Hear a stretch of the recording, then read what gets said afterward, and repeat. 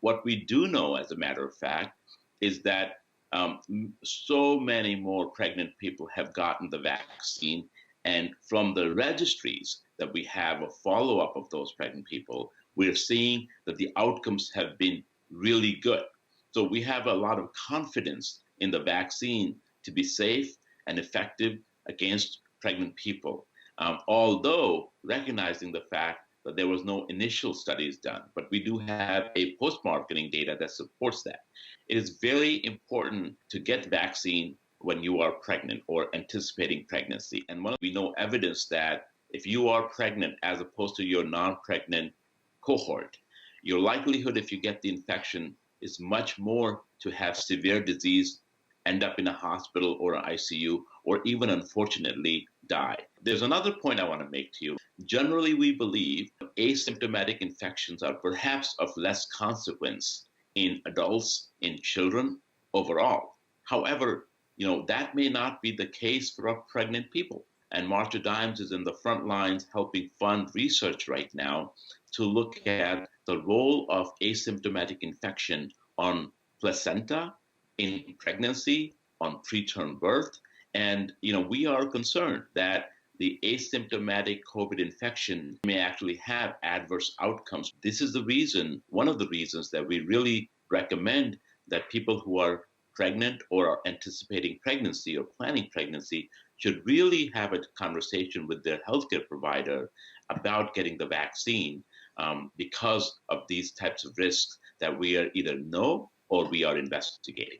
Some women will say, listen, when we get pregnant, there are some vaccines that are recommended that we do not use. The HPV vaccine, the MMR vaccine are not recommended for pregnant women. So what makes COVID vaccine safer for a woman and her unborn baby when we know that this vaccine has been used for less than a year? One of the things what we do in medicine is, we generally do not recommend any live vaccines. That includes even what used to be the nasal part of the vaccine for flu, which was attenuated, meaning it didn't have the ability to cause infection, but we still did not recommend that for a pregnant person. That is not the case with any of the COVID vaccines. These vaccines cannot and do not have the ability to create or cause infection in your body. They are very quickly disseminated because they lead for mRNA vaccines especially, and the majority of these have this mechanism that they cause your body to create a spike protein and then antibodies to react to that spike protein, just like if it was an infection.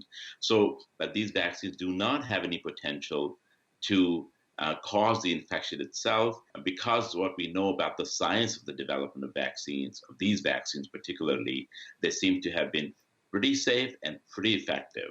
But we would still stand by that in pregnancy, you definitely should not be getting administered any live vaccines.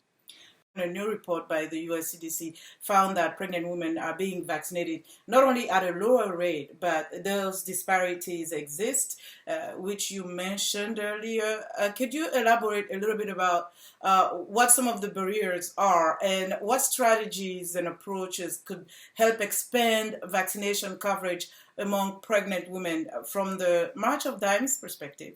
So I think it's really important for us to understand that, some of the lack of the early safety studies, some of the reasons for distrust is false information that has often been disseminated about the safety of the vaccines, the important role of prioritizing vaccinations for pregnant people, especially in communities of color, and crossing those cultural and language barriers.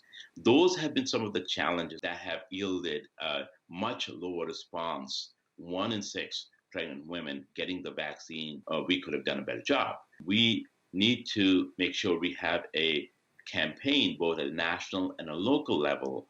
The movement that Martha Dimes is engaged in, education of both individuals, the physician community, the provider community, as well as the other participants of a community, faith-based groups, businesses, and others that understand the importance of vaccine, not just to the safety and health in pregnancy, but also to the economy and work, and be able to have the family around you in a safe atmosphere. So it's going to be very important that we begin to work and continue to work, especially in populations of color, to make sure that there's equitable access, distribution, and knowledge sharing that allows people to have a higher level of trust in the vaccine and then be able to speak to their healthcare provider and make informed scientific, science-based or evidence-based decision that helps protect them and the baby as well. Thank you, Dr. Rahul Gupta. We appreciate your time.